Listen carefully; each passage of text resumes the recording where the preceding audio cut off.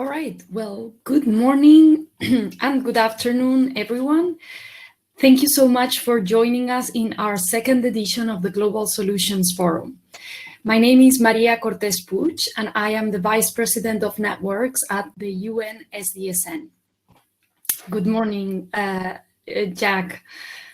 Thank you for joining us today. Let me just, for the speakers, explain very briefly who SDSN is, and most importantly, who our networks are. So SDSN has been working since 2012 under the auspices of the Secretary General of the United Nations in support of the Sustainable Development Goals. We are a members-based organization, which means that our reach is much broader than just our offices in New York and Paris. We have members in over 120 countries, and we have more than 1,400 member institutions. Our members are typically universities, but also think tanks, research centers, as well as NGOs.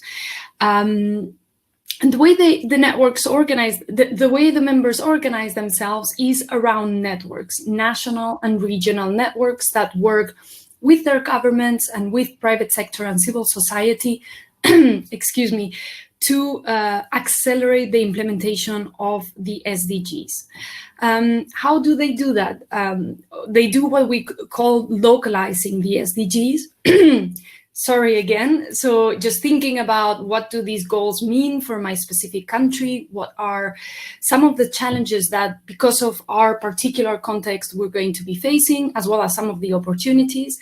What kind of science do we need to push to make sure that the government has all the information they need and all the evidence they need when doing policies?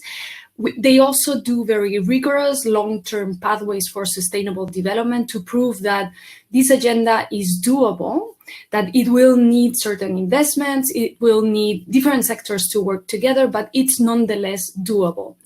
Our networks also work on education for sustainable development, and they do it through their academic programs, their formal academic programs, but also through a variety of programs and activities, including just awareness-raising activities at their local level. And then finally, our networks do what we call the solutions initiatives, and it's gathered here today.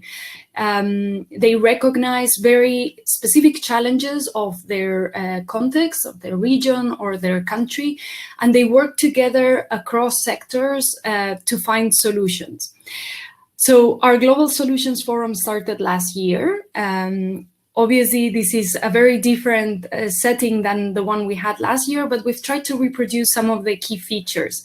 So let me just go very quickly through the run of the event.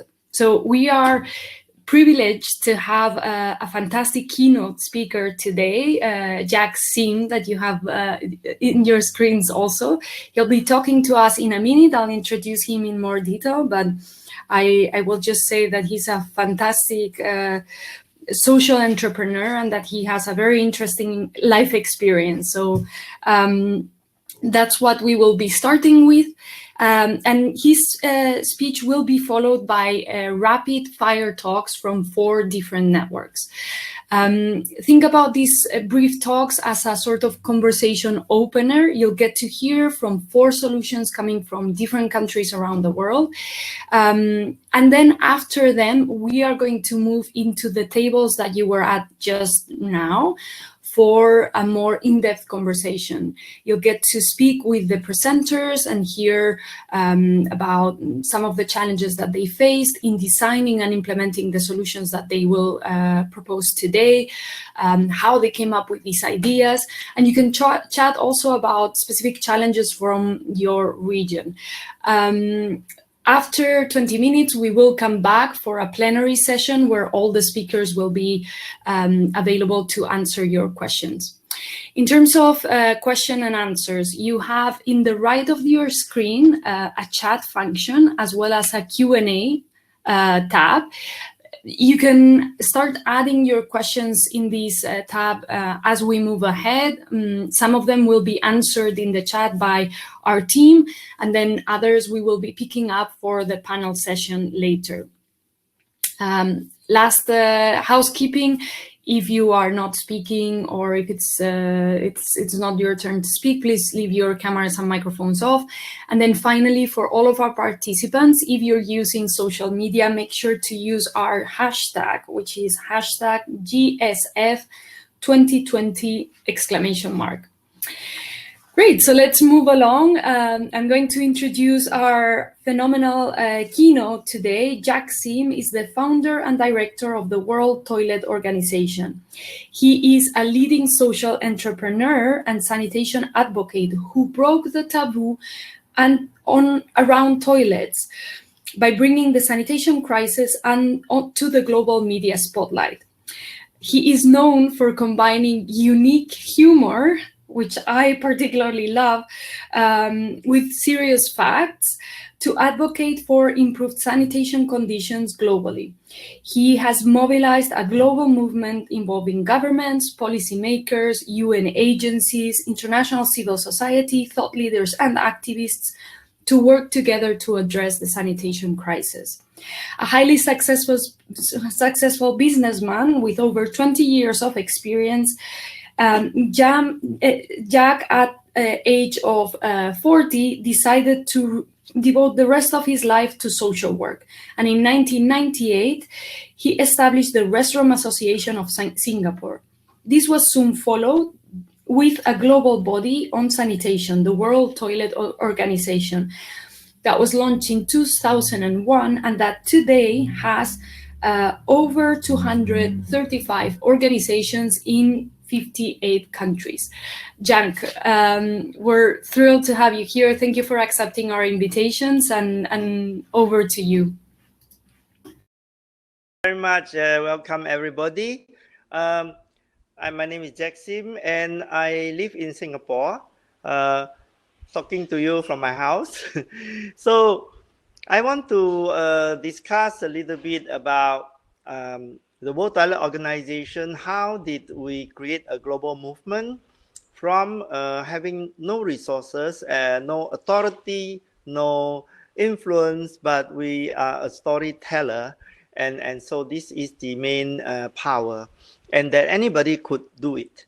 So I will use a PowerPoint so that you can understand with some pictures what I'm doing. Just wait, let's see this one. Okay, so I hope you can see my PowerPoint. Can you see it? Yes?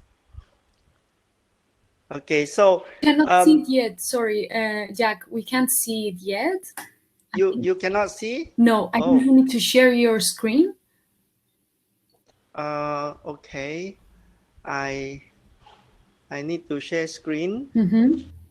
Yes. I must allow. Okay. All right. So so here's the PowerPoint, right?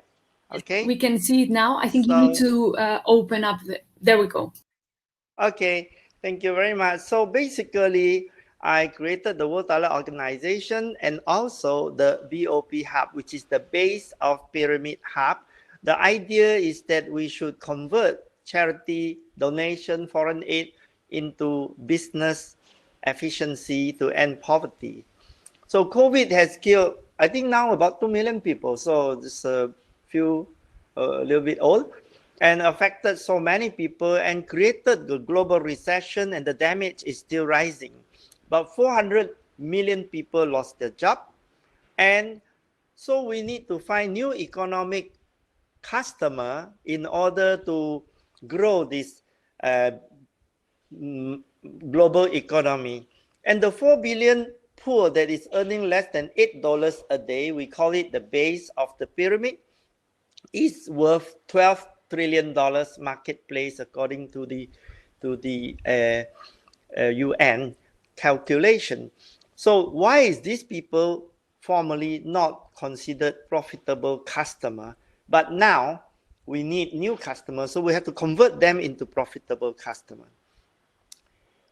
The needs are a lot. And if you look at it for donation, you will never solve it. So you have 1 billion people don't have electricity, 1.3 billion don't have lighting, 1.6 billion don't have adequate housing, 2.5 billion don't have toilets, 4 billion don't have internet, 4.5 billion don't have sewage treatment, and then you have hunger, clean water, education. So all this, you can say problem, but you can also say opportunities. And the demand will drive the supplies. So the solution is that all the players have now got to come together to work in synchronized harmony, just like a Swiss watch. And if this is achieved, then we will have the efficiency. Right now, they are working in silos, and everybody is trying to be a hero, creating their own impact, and that is why it's very, very inefficient. So the solution of creating this is the Singapore story. I grew up in an EdTech house like the one on top, and then eventually the whole Singapore is urbanized, and we turned from third world to first world in 25 years, pre-internet age. And it's because we have a good government policy. We eliminated corruption, eliminated hygiene and health issue, and we train the people to do business and get out of poverty. So China copied this idea and got 700 million people out of poverty in the last 30 years. Rwanda copied Singapore, called themselves the Singapore of Africa, and also is now the fastest growing state in Africa, despite of being landlocked. So we started the BOP Hub with conventions. We want to have trade shows, and this is our Deputy Prime Minister with all the experts. And then we went to Mexico City to do a second one, then came back to Singapore with our Deputy Prime Minister.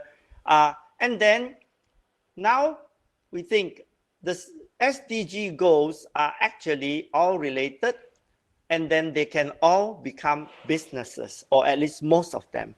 So we created together with 80 other social entrepreneurs leader, the Catalyst 2030 group that is collaborating across sectors. So this comprises of the Ashoka, Schwab Foundation, Skoll Foundation, Echoing Green, and Harvard, McKinsey, World Economic Forum, all volunteered here.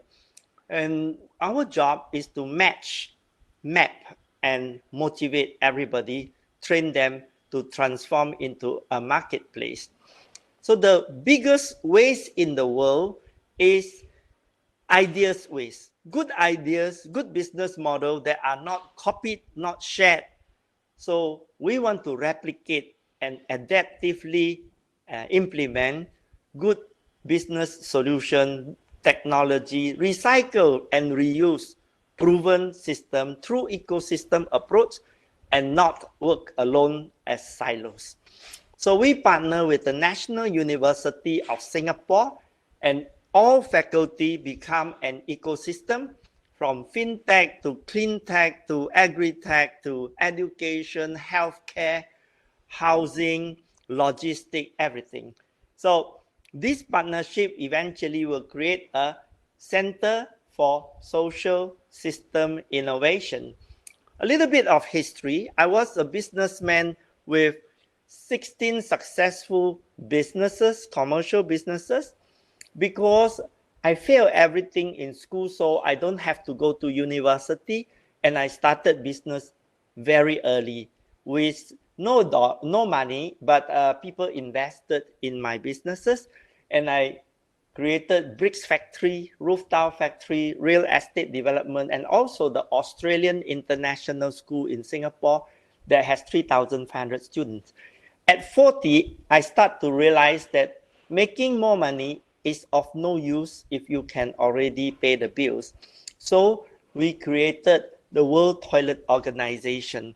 And this is because the subject of toilet was so unspeakable that on 19 November 2001, we created the UN World Toilet Day. It was not called the UN Day that time, but 13 years later it happened. So Every year, 1.5 million people die of diarrhea, 2.5 billion don't have toilet, 4.5 don't have treatment. And so there's a market for 1 billion toilets. So these are open defecation, diarrhea caused by this situation. We created the World Toilet Summit every year. And on the 7th year, we got the President of India World Health Organization and also the Crown Prince of Holland to open our World Toilet Summit. And that gave us a lot of legitimacy. Now he is the king, William Alexander, and he's still very, very supportive of our work. And so by telling stories to the media, breaking a taboo, we attracted ministers and royalties and presidents. And also President Clinton came to endorse our work and did fundraising together with us. I went to the UN 13 years later, after we have reached about 3 billion audience every year on World Toilet Day, that we should adopt 19th of November as the UN World Toilet Day. And it was unanimously adopted by all 193 countries' government. So every year, this is celebrated. So you will see this about 3 weeks later. Please celebrate 19 November World Toilet Day. Bill Gates started investing about 200 million US dollar on reinventing the toilet and setting standards. Prime Minister Modi has just completed building 110 million toilets. So the toilet movement has been very, very successful, whereas 20 years ago, it was an unspeakable, embarrassing, and taboo subject. We also set up World Toilet College with Harpik and Amitabh Bachchan, the Bollywood actor, to train toilet cleaners. And in the last 2 years, we trained and placed 5,000 of them, giving them dignified and regular, well-paid job, at least relatively to their former position. In China, President Xi Jinping has now become the toilet champion with the China Toilet Revolutions. So we have built 15 Rainbow School toilet and introducing our program to another 214,000 schools. The Queen of England gave us the Commonwealth Point of Light Award 2 years ago.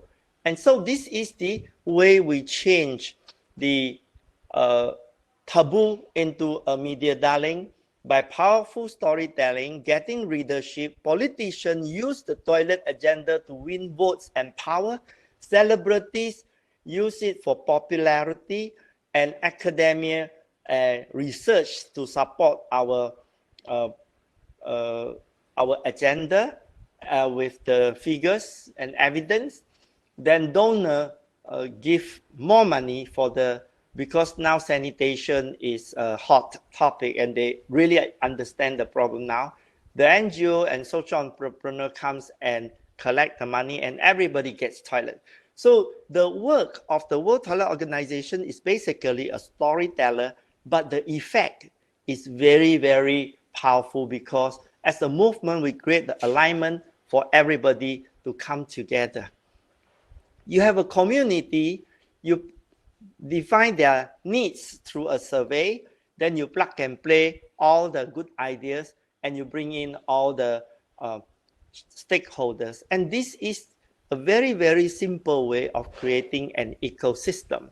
If you were to think about 5G that is coming immediately soon to everywhere in the world, the computing power will allow us to do ecosystem approach.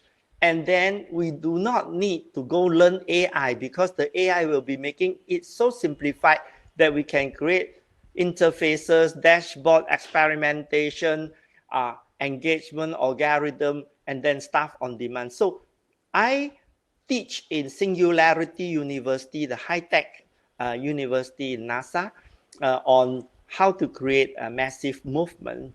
So if we were to take chili and convert to chili sauce, the value addedness is about 30 times, but the farmers gets very little money for the chili. and the retail gets a lot. So we want to use the SDG number 12, responsible production and consumption, to add value for the farmers by putting QR code on the end product where they can click it and watch the farmer's family improve when they are eating their chili. So this can go to coffee and every other products. We also partner with New School University in New York, Mondragon Team Academy for co-ops, and of course the National University of Singapore. Recently, we just completed a 65,000 square foot SDG center in Singapore that will function as the World Trade Center for the poor. So we welcome everybody to please come and join us in this network. We will be your servant. We will facilitate you and make your business and your solution connected to everybody else. Thank you. Thank you very much. And this is how we tell our story with the humor.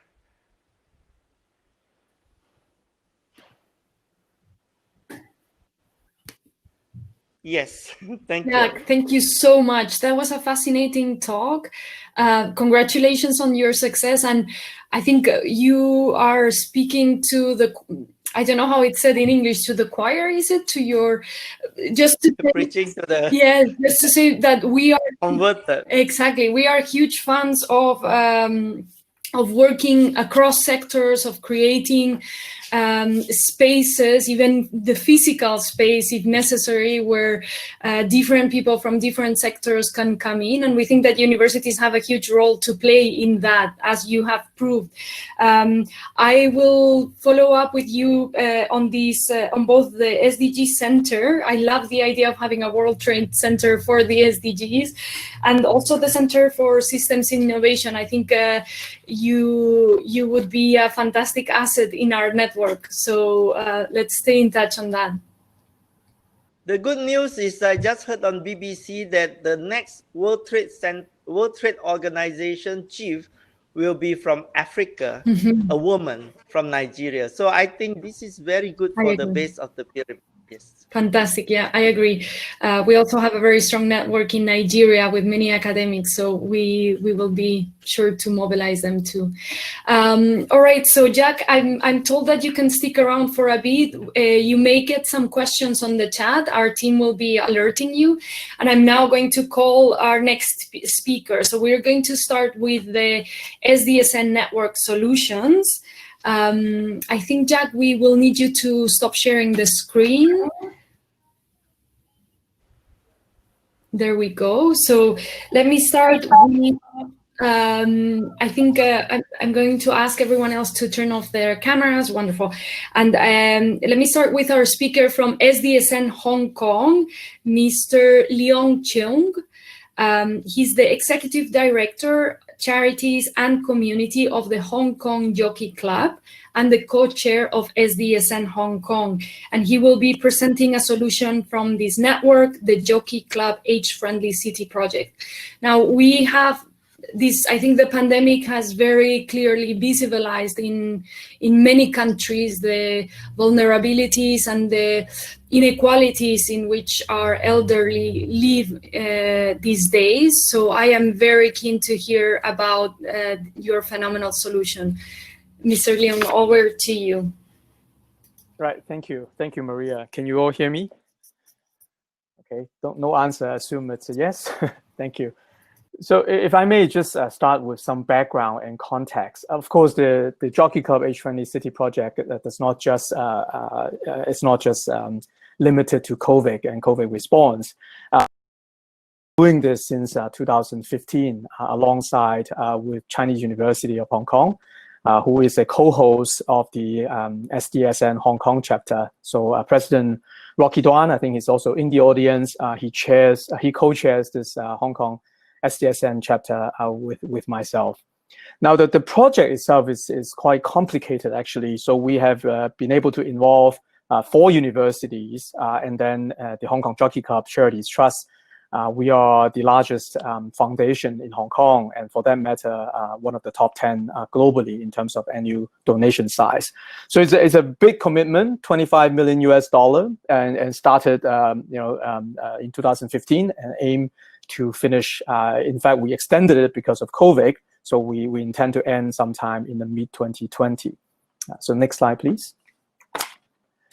And for any solution to begin with, we have to begin with the challenge. So what is the challenge? I think globally, every city, every country, we all face a similar challenge that we see coming to us in the next 30 years, which is the aging growth of aging population. I think generally, a typical country, city currently probably would stand at about 10% of population 65 or above.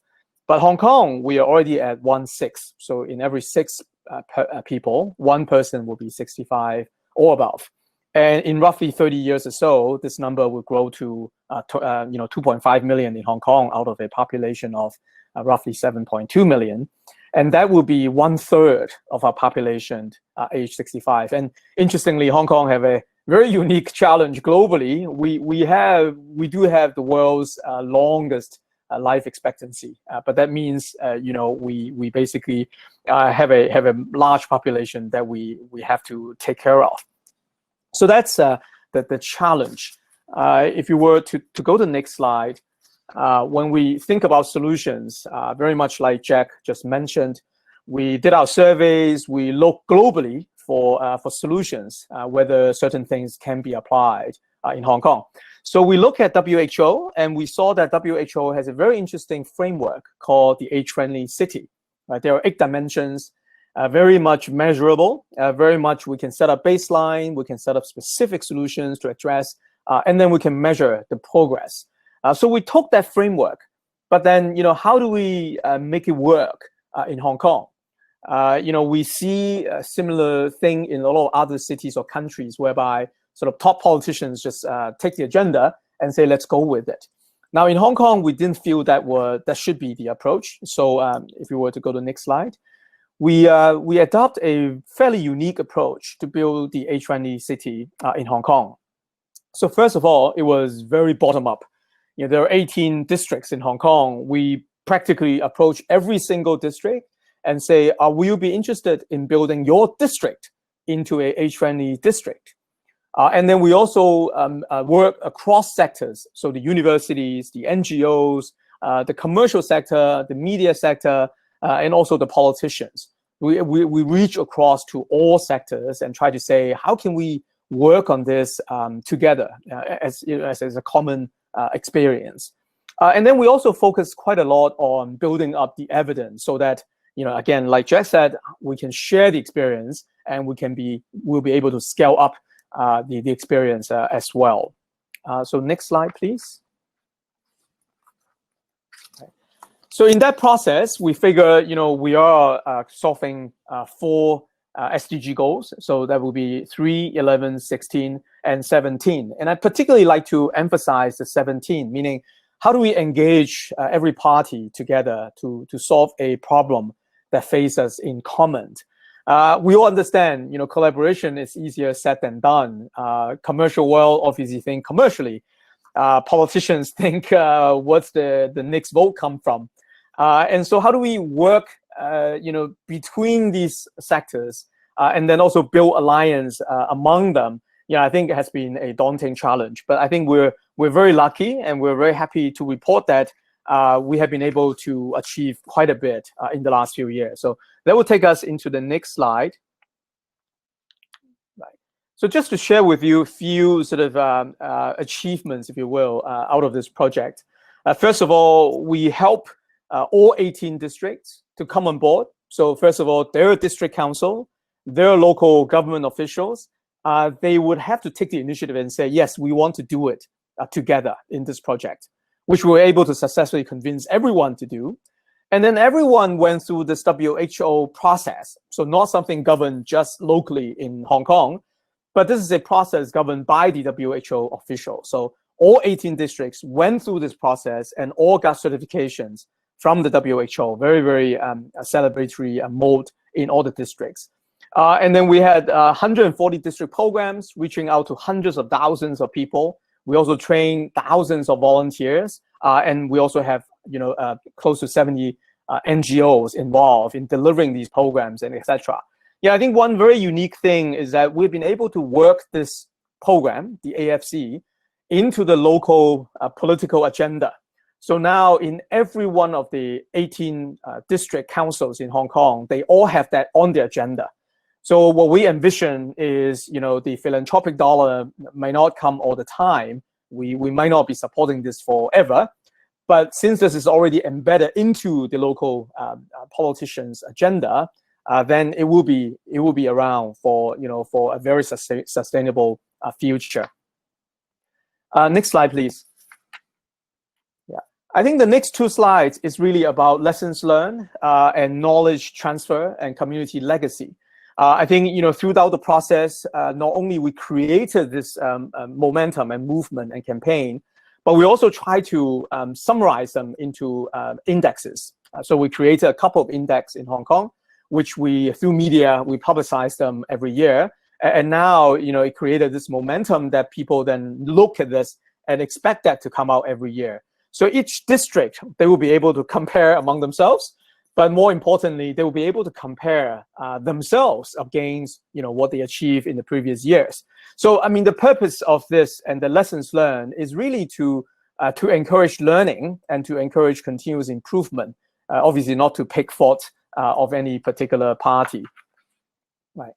So, if you were to go to the next slide, then we'll just quickly high-level summarize. If people are interested, we can talk about that in breakout sessions. But each district is very unique, even in Hong Kong, such a metropolitan city. But you have some districts that are more business-oriented in the central business district. But you also have some districts which are a little bit more rural. And sometimes their uniqueness in terms of demand and needs are very different. And we also need to pay attention to the elderly as a segment. Sometimes we just say, oh, older people, as if they are a homogeneous group. They are not. They also come in with different financial backgrounds, with different level of financial independence, with also education and etc. And they also live in different kinds of conditions. So we need to pay attention to also then very uniquely, particularly from the district, who they are and how they behave, and to what extent can we encourage them to live, a healthier lifestyle. And then last but not least, definitely, I mentioned it a couple of times already, make sure everyone is engaged. This is not just a foundation's work or just the government's work. This is everybody's work. It relates to, eventually 1/3 of our population. So what's next? My last slide. I think it's really about, again, sharing this experience, sharing this knowledge. I'm sure every one of us or every one of you, whether you're from a country, a city, you will have a very unique situation on your own. But I think it's always good to also then look at other people's experience and some of the path and some of the mistakes, particularly they have made. So I think in this spirit, we try to share this project with you. So last but not least, let me again thank my partner, President Duan, and also the CUHK team in co-hosting the network and joining force in promoting this particular initiative. So thank you very much.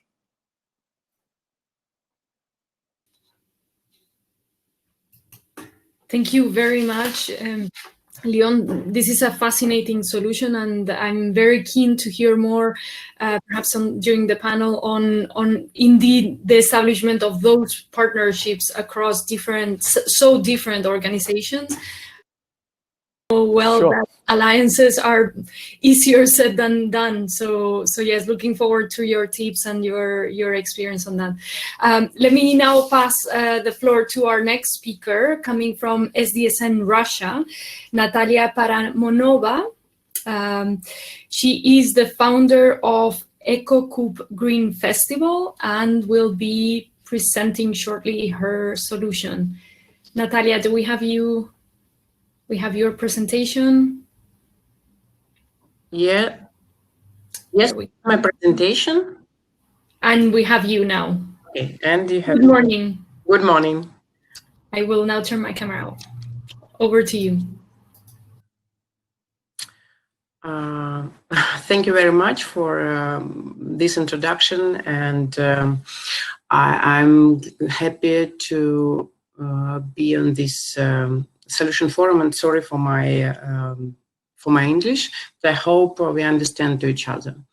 Okay, I make the Cook-Up Film Festival since 2010, and we began this film festival with my friend Anastasia Laukanin, and we decided, when we decided to do this film festival, we just wanted to show a good green environmental documentary films, and we didn't know anything about ecology or climate change. And after 10 years ago, I'm a journalist, environmental journalist, and my colleague Anastasia, she's an expert in sustainable development. And 10 years ago in Russia, nobody wanted to talk about climate and ecology. And the people and the people who made something in this area looks like more than like freaks than normal people. So you can see our pride, a slide of our pride. We made our film festival in many cities, and we made many lectures during the film festival. And my presentation, I think, more about how you can do this film festival than about solution. But I want to tell you about solution, because film festival is their place for the ideas and for the sharing. And and many people think about solution and about ecology and about climate change, but they live in different cities, in different districts, and it's too hard to connect to each other. And they come to our film festival and sharing their ideas. And after our film festival, many people make their own project about car sharing. It was the project in car sharing, or ecology traveling, or food sharing, or so on.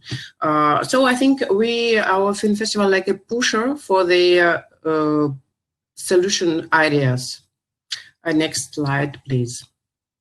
You can see the map, because people like to share the time with other people. And when we made our first film festival in Moscow, we received many requests from other cities to make the same film festival. Okay, the next slide.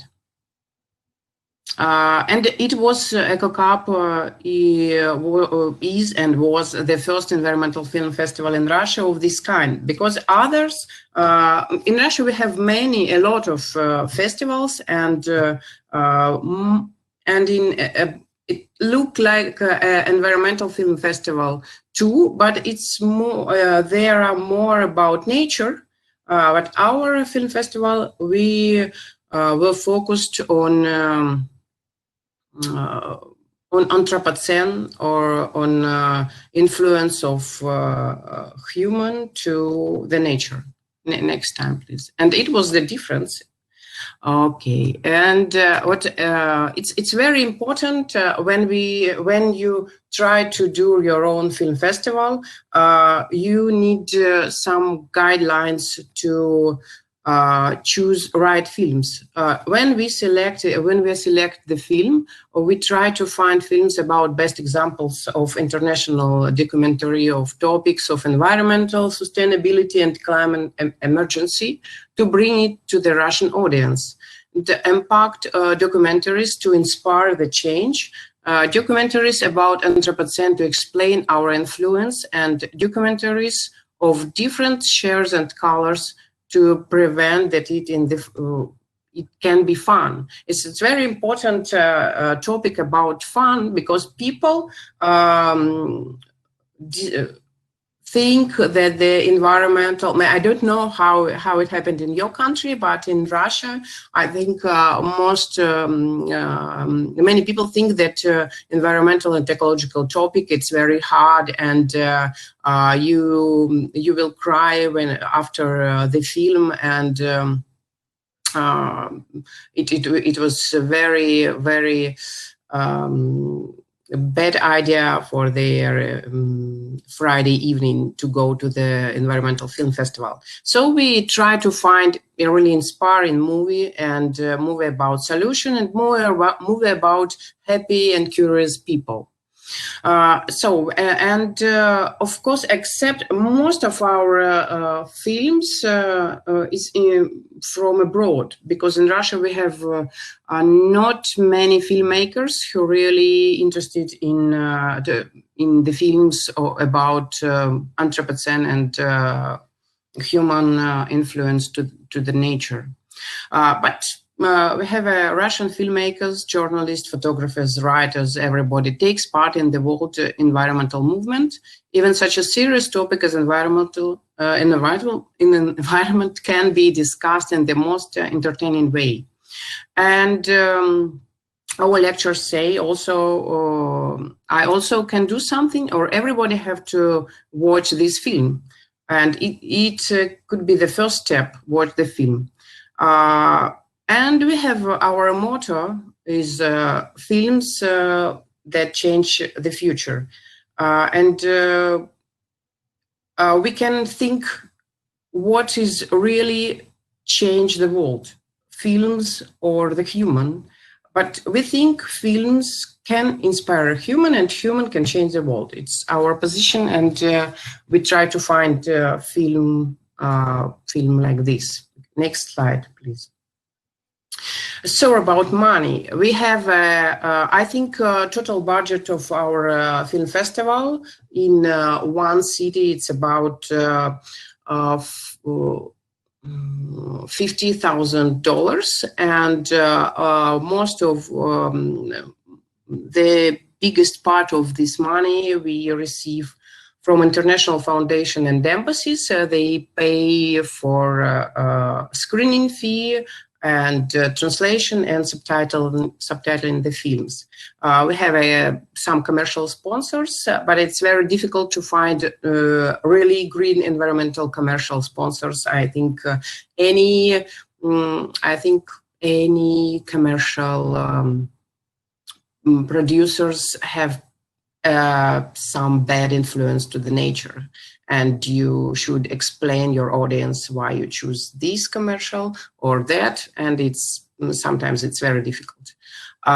We have private donations, but it's a really funny topic, because I think private donation, it's my money and the money from my colleagues. When we need to pay for the taxi for the director, or for the evening party, or for extra money for subtitling, we pay from our pockets. And we have a lot of volunteers.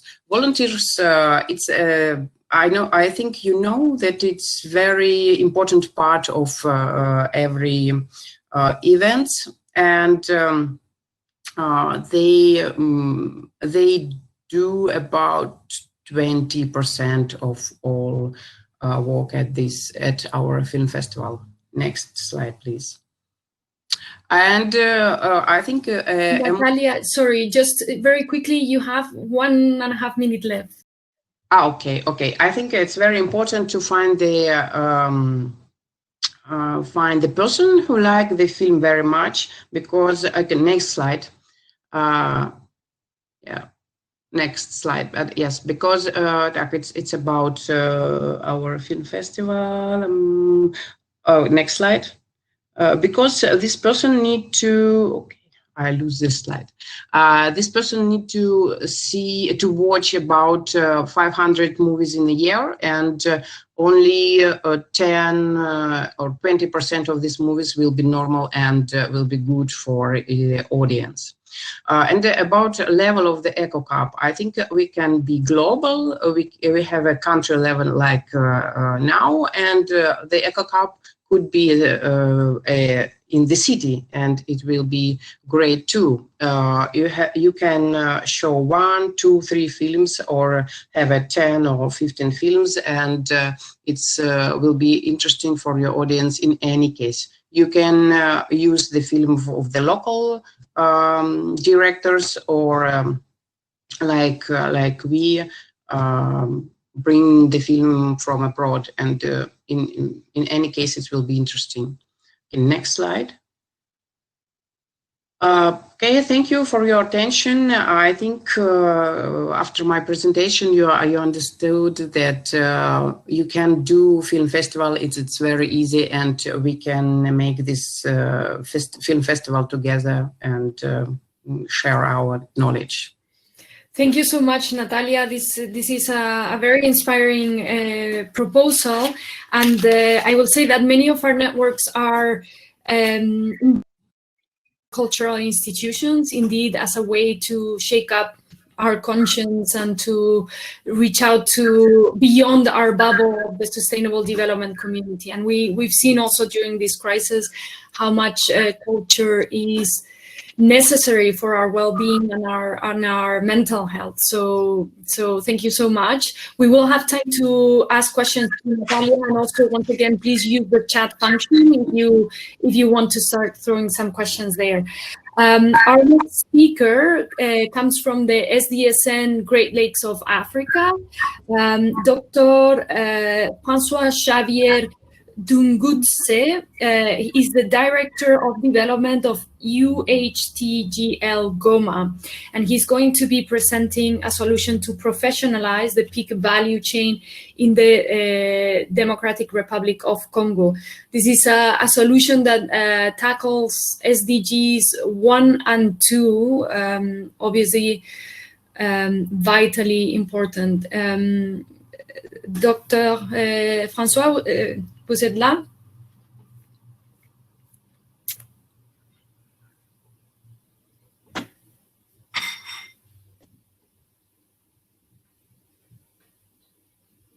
Hello, Francois, are you there? This would be the time to turn on your camera and microphone.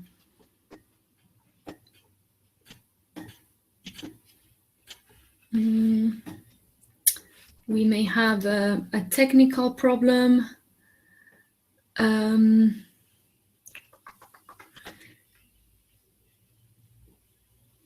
we have our colleague? Hi, Maria. Sorry, this is Maren Salomon, who's the network manager of SDS in Great Lakes. He just wrote to me that he's with Francois, so I'm just going to try to connect with him. Just give us 1 second. Perfect.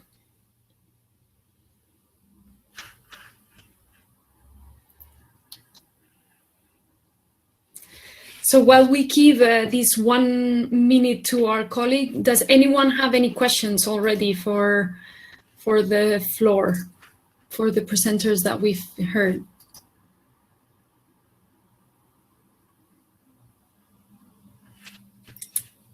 I don't know if...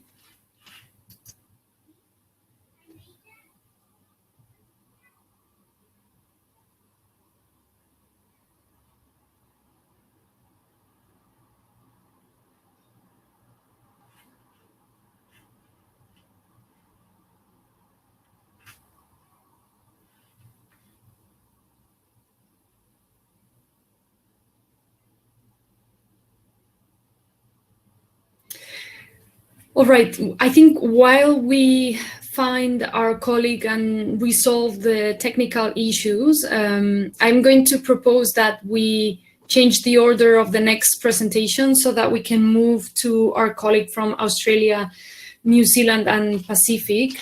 I hope that is okay. So Dr. Tal Kestin, are you ready?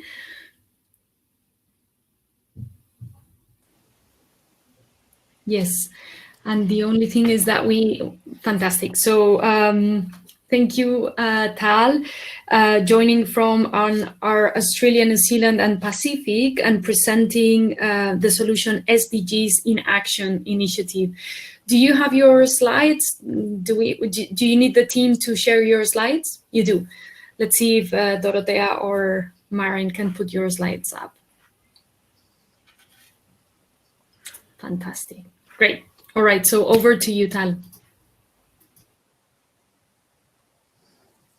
Great. Well, hello, everyone. And it's really exciting to be here and present an initiative that we're doing in collaboration with our SDSN members in the Australia, New Zealand and Pacific region, where we're basically trying to learn from projects that our members are doing, and each one of them probably would be a great solution initiative to present here.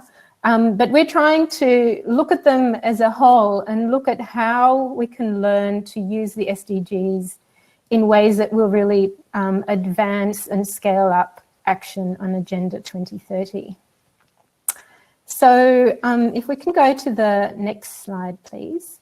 So why are we doing this project? Well, at SDSN Australia, New Zealand and Pacific, we've been engaging with the SDGs pretty much from the very start and very excited about the potential that they had to really drive action on sustainable development. And we've actually been involved pretty much since 2013 with initiatives to build capacity and to localize the SDGs, working with different sectors in our region. And it's been really gratifying to see how more and more organisations and state and local governments and others are really trying now to connect themselves with the SDGs and to identify and highlight how they're contributing to the SDGs. But what we haven't seen quite as much is these organisations going beyond business as usual in response to the SDGs. So we were hoping to see the SDGs motivating organisations to do more and to scale up their action, but that's happening a lot less. So next slide, please. But there are some examples where initiatives are using the SDGs framework, so the goals, the targets and the indicators, as a way to drive organisational and community change. And interestingly, we've noticed that quite a few of these examples are connected with universities and knowledge institutions who are our core members. So the SDGs in Action initiative was born to try and capture what these projects are doing, what they're learning, and use these findings to inspire others from other sectors to use the SDGs as a tool for action.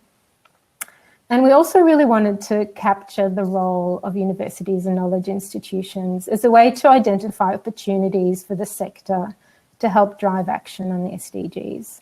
Next slide, please. So the project itself has 3 components. The first one is to collect case studies from our members on projects that they're doing with partners or within their own organisations that use the SDGs. The second part is to synthesise the learnings that have come out or are coming out of these projects and to put them together with the case studies in a report. And the third part, which is really very important, is to grow the community that is engaged in the SDGs through seminars and webinars and workshops where we bring the people who are actually doing these projects with a much broader audience to help learn and exchange information and build, in a sense, a community of practice. So we're actually in the middle of this project and we've done the case study collection and a little bit of the synthesis, and I'll tell you a little bit about these in a minute. We've also done a few seminars and webinars that are accessible on our website, but these have been a bit more disrupted by COVID. And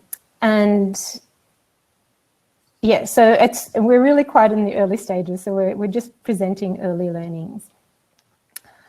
So if we can go to the next slide, please. So in terms of the case studies we got, well, actually we had a goal of getting about 10 case studies and we got over 20, which really delighted us. And as I said, each one of them is really fantastic and probably could be presented here just as well as all the other fantastic presentations we've had so far. And they're really interesting. They spanned projects from like really large multi-year projects like the local SDGs program and the SDGs City Challenge to once-off activities and events. And they engaged with a whole lot of different sectors, including local government, business, civil society, communities, and within universities themselves. And they also used a range of approaches and methodologies, from some really simple stakeholder engagement to highly complex integrated modelling. So next slide, please. So what's really emerging from these case studies? So here are some early learnings that we've observed. And the first one is that really the SDGs framework itself, again, the target, the indicators, and the goals themselves, have unique properties that really enables them to drive action in new and powerful ways. And some of these include being really amazing starting points for visioning and pathway identification, for helping identify gaps and opportunities through measurement, for helping people and organisation recognise their indirect impact and influence on goals that are not usually that obvious to them, and for connecting people across silos, across sectors, across countries, across departments in the same organisation. But there's also a range of challenges with using the SDGs, and they include things like low awareness or low interest in the broader society. So there's quite a bit of work to bring people up to speed on them. And also the way the SDGs framework itself is designed is very complex. There's so many goals, and it's not really designed for the needs of organisations like businesses or universities or subnational governments. And this kind of leads to the third learning that we've seen so far, and that is why universities and knowledge institutions are so important in helping drive these kinds of projects, because they can help overcome some of these challenges through their teaching, through their research, through their leadership, and other kinds of skills and unique abilities that they have. So next slide, please. So just to finish off, as I said, this is a very early stage in the project, and we are hoping to launch it all in February next year, so keep tuned. But also I wanted to mention that I'm really excited that we're being joined by some of the people that are involved in these projects who will be available to chat with you in the breakout session that's going to be following shortly. And Sebastian from RMIT University, who's helped the Australian Association of Social Workers develop a voluntary local review, which is the first of its kind I've seen. Belinda Gibbons from the University of Wollongong, who has been engaging both within a university, the Prime Network, and with some really interesting community groups around the SDGs for a long time. And Renzo Mora Jr., also from RMIT University, who's leading the project within RMIT to change the university with the SDGs. And finally, the chair of SDSN, Australia, New Zealand and the Pacific, John Thwaites, who's been a champion for the SDGs for many years. So thank you for your attention, and we hope to connect with you in the breakout groups or after this event. Thank you very much. Thank you very much, Sal. This is just such a fascinating solution, with the network really being the network of networks, and I think this analysis of how different solutions come to life and what are some of the challenges that they face. And again, those solutions that are doing beyond the business as usual is fascinating. So we'll definitely want to hear more during the breakout session. All right, so I think we now have managed to connect to our colleagues from SDSN Great Lakes. So I'm just going to call again our colleague, Dr. Francois Chavier. Dungutse. Wonderful to see you. And we can hear you too. So we look forward to hearing about this solution that will address goals number 1 and 2. Over to you. Hello, Maria. And we can hear you well. Hello. Yes, we can hear you. Okay. Thank you for the speech to present our solution on promoting pig value chain to achieve sustainable development goals in the DRC. Do you hear me? Very well.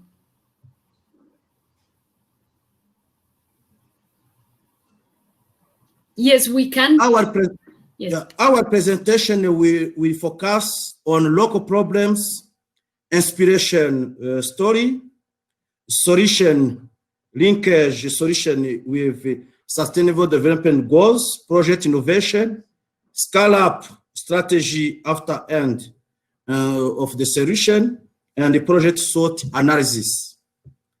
Slide number 3. A small research led by Yash showed some local problems in intervention area, Masisi, and the rural territories. Those problems are low pig meat production with a capacity to satisfy markets, low hygienic quality of fresh pig meat, and the poverty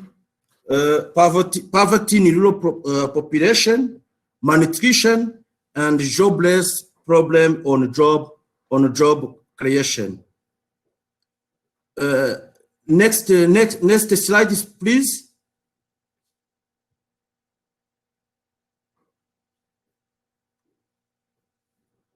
Why we choose this project to address local problems? That is inspiration story. Last year, we initiated a pilot project in order to reduce poverty, to reduce malnutrition, and to create jobs in Rubavu district in Rwanda.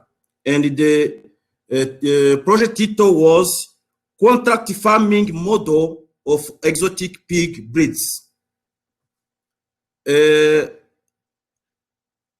With this project, we ensure the ownership to success project by participation of beneficiaries, and the target beneficiaries was young men and women.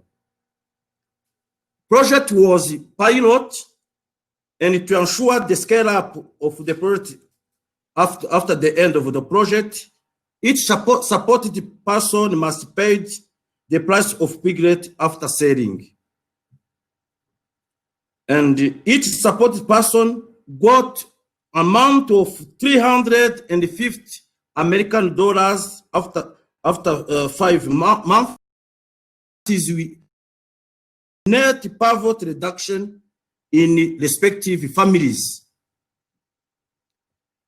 Over impact from this pilot project was job creation, permanent and part-time, fight malnutrition by availability of animal protein, and increase of vegetables production by use of waste from farms. Which lesson got from this inspiration story? 1, we can achieve sustainable development goals with agriculture activities. To success a project in rural development, we must ensure the ownership by participation of beneficiaries, and we must strategy for scale up must be proposed at the beginning of each project. With this inspiration story, we can bring solution on local problems in intervention area, Masisi, in the rural territories by we can reduce poverty in rural population, create jobs for men, women, graduate and not graduate person, improve health conditions by reduction of malnutrition and food security. We can also improve gender balance with 50% of women as beneficiaries, and what will be project innovation and new solution, pig breeding centers, feed factory, pig collection centers, modern pig slaughterhouse in the area, modern pig meat processing unit. Those items are first ones in the North Province in the DRC. To ensure the scale-up of project at the end, the fund will be created and each beneficiaries will contribute maybe 20 to 30% on basis of the monthly benefit. Project SWOT analysis, which is the big strength of our project, innovation ideas, and local potentials for pig production. And weakness, now there is some weakness about animal availability, but with our project, we will propose the local population to produce some ingredients such as maize and soja beans to help to make animal feed. A big opportunity is growing local and regional market of pig product. As you know, the pig meat is the first meat consumed in the DRC, and we have also the opportunity to extend our project to other territories. And as it is, do you know, DRC, in the passing years, there is a local insecurity bar, but with the new government, the security is restored in every corner of the country. Thank you for your attention.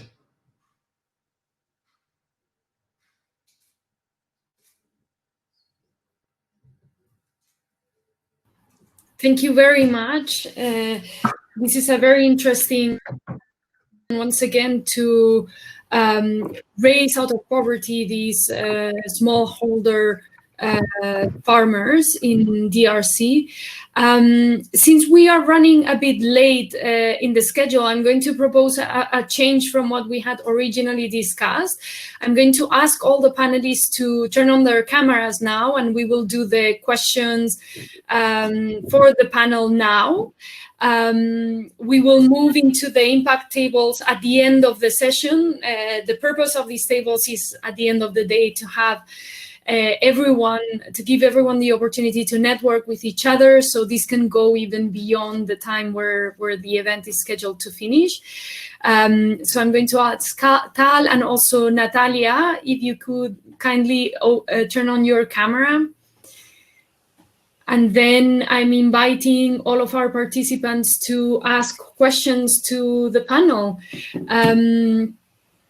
Perhaps I will get started. I think all of the solutions that have been presented today and our keynote, Jack made a key point of this involve breaking those silos, those thematic and institutional silos, and working in more horizontal partnerships to get things done and to get things done differently. What are your thoughts about what are key features to make these alliances a success, and what are some of the challenges that you faced in this process? And I'll please just make sure to open your mic if you want to say anything. Our philosophy is that all resources are external, and internal resources is only to coordinate external resources, because we are very frugal. We don't even have a fundraising department. So we are a world body with only 3 employees. So we are very cheap to fund for a global impact that reaches 3 billion audience a year and mobilize all these government to do the work themselves. So for example, when I create a World Toilet College in India, We get a building donated by a Swami. We get Hapik, which is a bleach company, to pay for the trainers. We take the Japanese training course and put it into India to train the unemployed to be professional toilet cleaner. And then we get the HR company to place them into jobs. So we didn't go to work in India. We only arrange and we go and do the opening ceremony and we do all the media coverage. And then we go once a year to update and make media conferences. So the brand of World Toilet Organization itself is able to mobilize a lot of resources to help people help other people. They don't need to help us. Thank you very much, Jack. Does anyone else want to take the floor? Otherwise, I'll start asking you the questions that that we're getting. All right. So for you, someone is asking to build an age-friendly city through a top-down approach. The government can implement policies and develop infrastructure for the well-being of the elderly. How to achieve these through a bottom-up approach? What are the biggest challenges in promoting this kind of city and the culture of an age-friendly city by a bottom-up approach, and how to gather support from the younger generation in building these cities? It seems that this is something that is disconnected from them. Would you want to address these? Sure. Sure, of course. Although we might need to be here for 3 days if I address all these questions, but you know, I think from a bottom-up approach, I think to me the trick is really that you have to build up some trust very early on with the local communities and with the local also political apparatus. So the way we did it was we engaged with 4 universities, right? So these are all the 4 universities in Hong Kong that offer studies into aging solutions. And then through each university, we asked them to sign up with 2 districts. Right? So each university covered 2 districts at the first phase. We then support, you know, with a lot of the other backup and facilitation. But through that process, we are able to help the district to build a baseline study. So first to understand, and there's no comparison, no sort of putting one ahead of each other. We just say, let's do a baseline so that you can understand your voters better, right? And through that exercise, a lot of very, very interesting things come up, you know, a very granular level of detail. People saying, oh, you know what, you know, while the government used the recycle brick, very nice, but then the recycle brick, they don't stick to the floor very, very good. So some of them stick out. So for people on wheelchair, it becomes very difficult. So can you help us fix this? The local politicians love this kind of suggestions because then they can go on and say, hey, you know, I have this idea, you have to fix those bricks. So once you do that and you gain credibility and trust from the local parties, then you start to push a little bit more and you say, oh, now we have the baseline, now we come up with certain solutions. Do you want to be recognized by WHO? Of course, everybody said, yes, we would love to be recognized by WHO. Right, we finished the cycle in the first 3 years. So all the 8 districts supported by 4 universities got the recognition. Of course, naturally, without even us asking, the other 10 districts started asking, well, Jockey Club, you've been supporting these 8. Why do you forget us? You know, why did you leave us behind? So no, you know, we're just testing. And then naturally, you know, everyone else started to get into the flow. And even we went through already, you know, a round of district council re-election. So today, a lot of the district councillors are different from when we started the program. But the result is the same. And particularly, I like to address this question about young people. On this round of the district council, a lot of them themselves, very young people. And interestingly, you'll be very surprised. In fact, young people, they like to help in this sort of initiatives. They actually, when they're given the right opportunity, generally, they actually like to help the older people. And they feel very empathetic. But of course, sometimes they some of them don't necessarily take all the initiative to try, but once you give them this opportunity, we actually see a lot of volunteers from the younger generation. Wonderful, very interesting. Tal, we have a question for you. Do you plan on approaching the government with this initiative or involving them in any way? And by government, I'm assuming it means national government or any government? I think any government. Okay.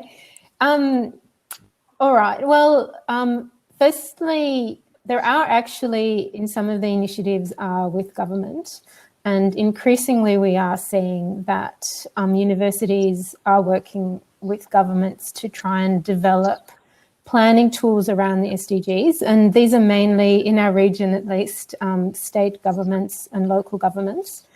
The national government has not been particularly engaged with the SDGs, so that's been a barrier for everyone really around raising the awareness and showing why the SDGs are important.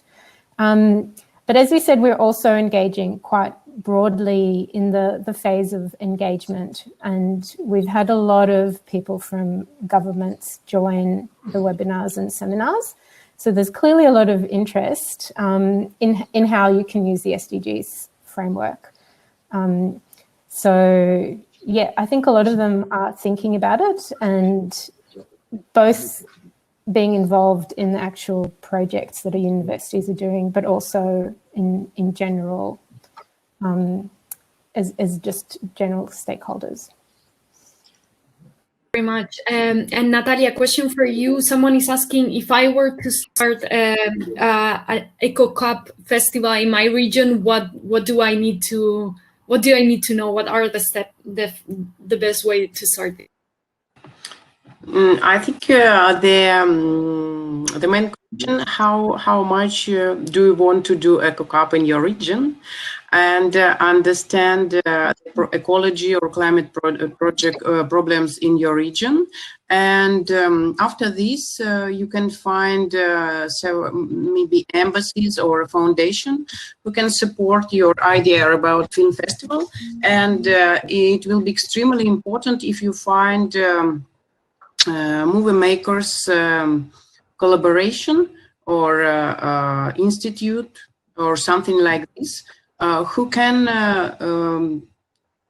give your film, your local film about your local problems, and you should find one or two people who can help you to this to make your film festival. You need a team,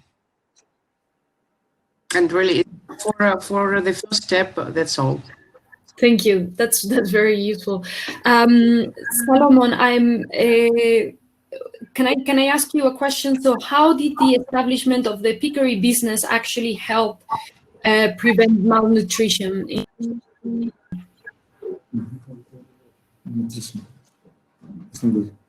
Yes, with do you know with the pig production, we can have we will increase pig production, and animal proteins can be available for each family. That is one. And also, do you know in the farm we have some wastes which we can use as organic manure, and with this organic manure, each family can make a small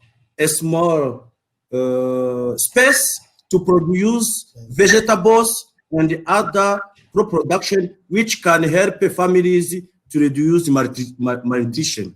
Thank you. So I'm just going to ask a last question to Jack, since we will head into the tables, and then you will have the time to speak more to our presenters.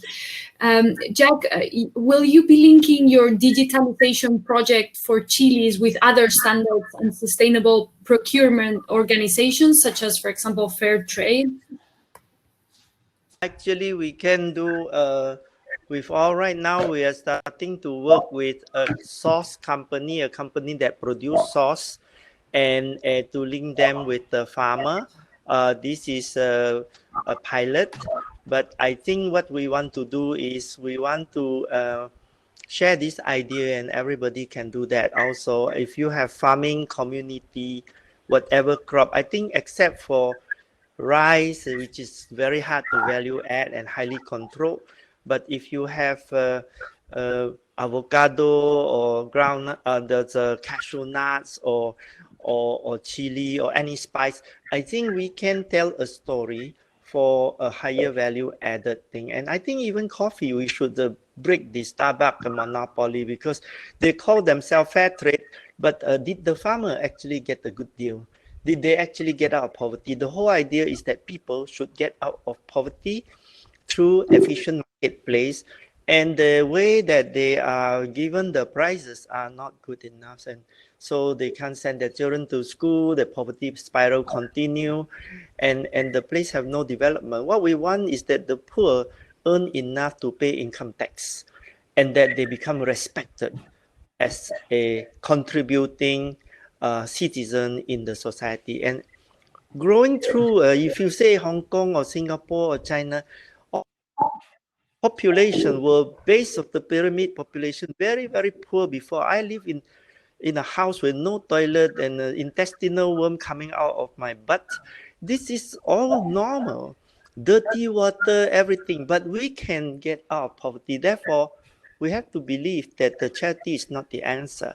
Empowerment is the answer. Access to customer, access to this technology. And so if anybody wants to email me and contact and do follow-up business, I'm really so happy, because this is a facilitation panel. We are not heroes. We are your servant. Yeah. Jack. So we have many more questions coming up, but I think the best way to address them is to go into the impact tables. So before we move into the impact table, which was the room that you were at before, and we want to use that room. It's a bit of a nostalgia from last year, where we had the chance to mingle after the event. So take advantage to network amongst yourselves, to meet the presenters, to meet the partners of the presenters, because in each table there will be different speakers. So I was saying, before we move into that room, we have following Natalia's lead, we have a musical interlude. So Monica Musungo will play 2 brief songs, and then everyone will be set into the tables. And Monica Musungo is a singer from Angola and Portugal, who combines soul and jazz with a melancholic and delicate twist. So we hope that this will be a fantastic and inspiring way to move into the discussion board. Thank you all thank you to our panelists. Thank you, Jack, for joining us today, and we'll get to talk to you in a minute. And now over to our musical guest.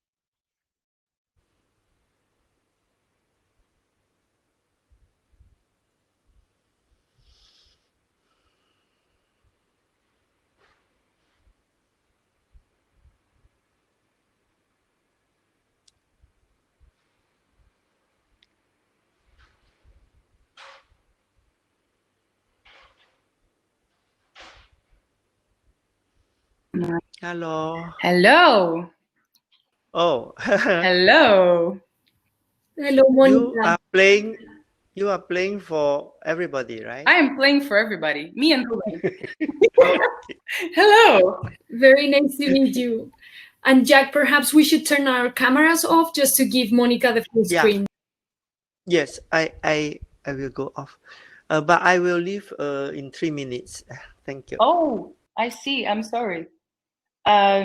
So we are Ruben Campo, Monica Musungo, and we're Salt and Soul Duo, a jazz soul duo based in Barcelona.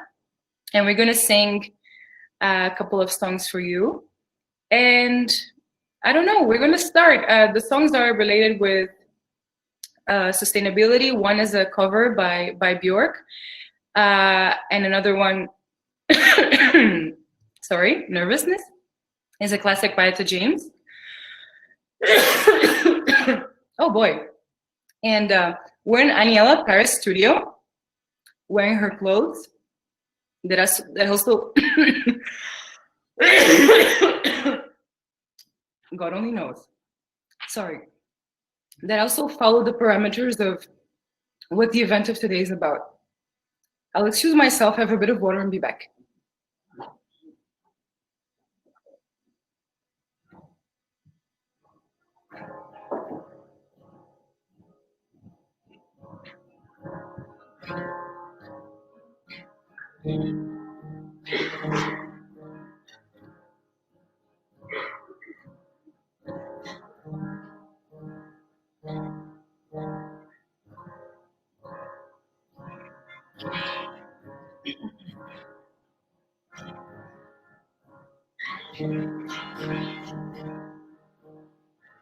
As I was saying, we're in Aniela Paris studio, which is a Barcelona maker and designer, wearing her garments that follow the parameters and things we're also fighting for and what this event is also about. I apologize myself, it's very early in Barcelona. Singers don't sing at 7 a.m. usually. We sing a bit later. So we're gonna start. Thank you very much.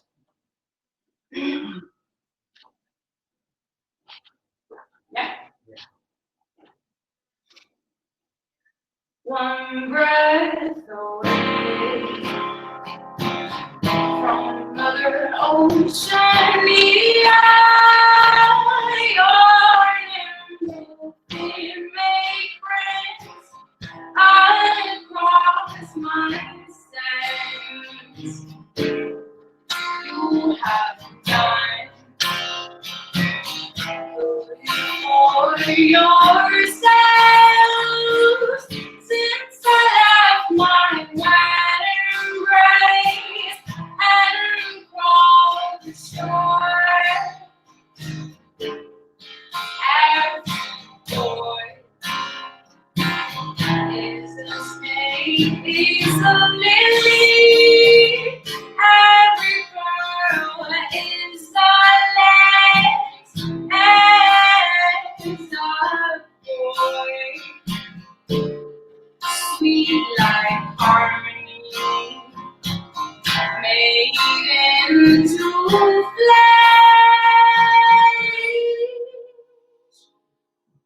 You dance by my side, children's life. You show me continents, I see the islands. You count the centuries, I blink my eyes. Hawks and sparrows race in my waters, sing waves of floating across the sky. Live my sons and my daughters.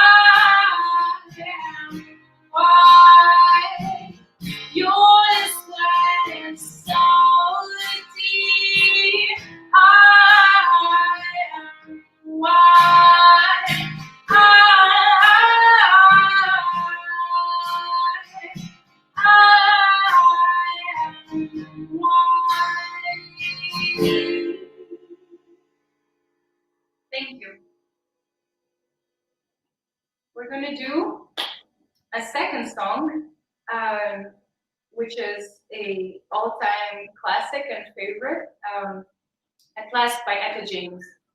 I'm sorry for the ones who have to leave already. And yeah, like, enjoy. Thank you.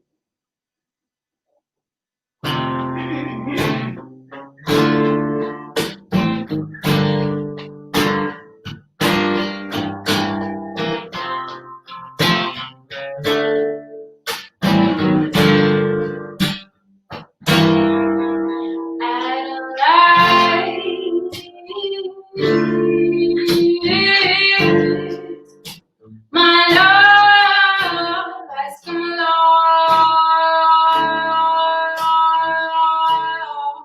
My lonely days are over, and life feels like a song that turns at last. The skies above are blue. Your heart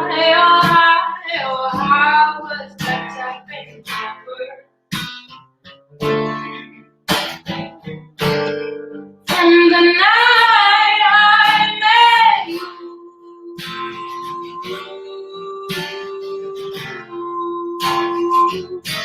I found the dream that I could speak to. A dream that I can call my own. I found this dream that I could speak to. A truth that I never known. You smile,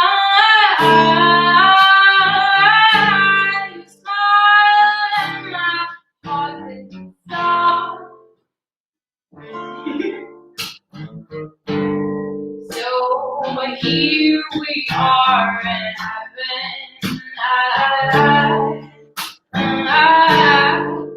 together at last.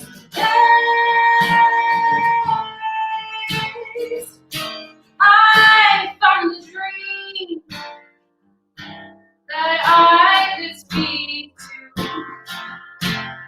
That I could call my own. I found this a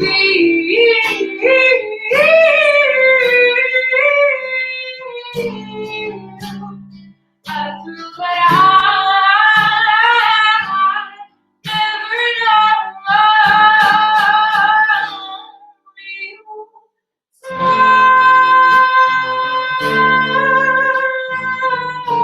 You smile, and my heart didn't stop.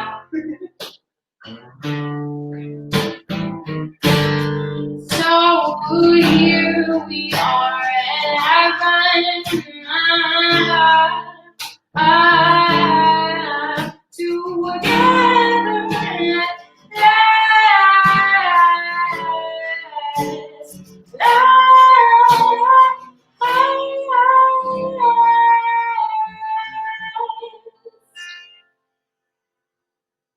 Thank you.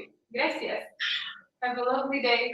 We're Sultan for Duo, Ruben Campo, Monica Musungo, and my cough also is an added extra for the as an extra performer, Aniela Paris Studio and Clothing.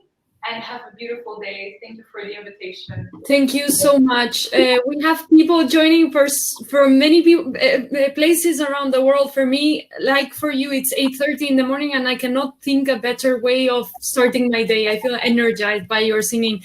Well, thank you for joining us. And then to all of our participants, we're going to move into the impact tables. You will be placed on a table randomly. So with one of our presenters, if you want to ask a question to another presenter, feel free to move around the room. And again, get to meet other people that are interested in the same topics as you from around the world. Make sure to also discuss what the challenges that you are facing and what are some of the solutions that you are trying to implement.